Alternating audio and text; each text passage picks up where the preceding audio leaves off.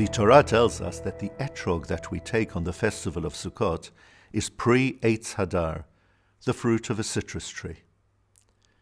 The Midrash in Torat Kohanim explains, etrog ze Avraham Avinu.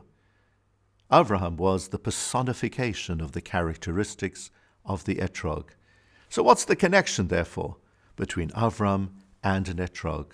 The Gemara in Masechet Sukkah, Daf Lamed He Amud Aleph, tells us that the term pre-Eitz Hadar can also be translated as the fruit that resides on a tree.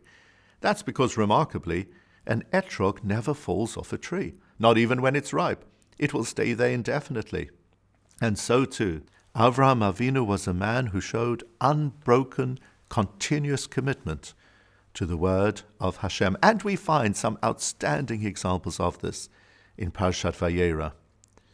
In the immediate aftermath of his Brit Milah and in the intense heat of the sun within that desert, Avram, as always, was there sitting outside his tent on the lookout for total strangers so that he should shower his hospitality upon them.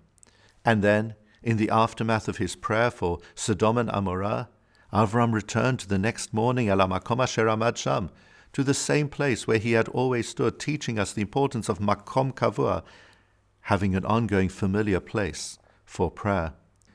Nothing could stop him from doing what he always did, even though on the previous day it appeared that Hashem hadn't hearkened to his prayers.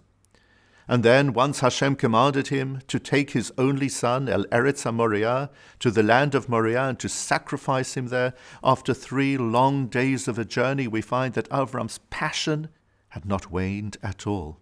He was absolutely committed to carry out this most difficult of tasks. The fiery furnace of Nimrod and the threat of Pharaoh, king of Egypt, likewise, couldn't stop Avram from doing what he always had done.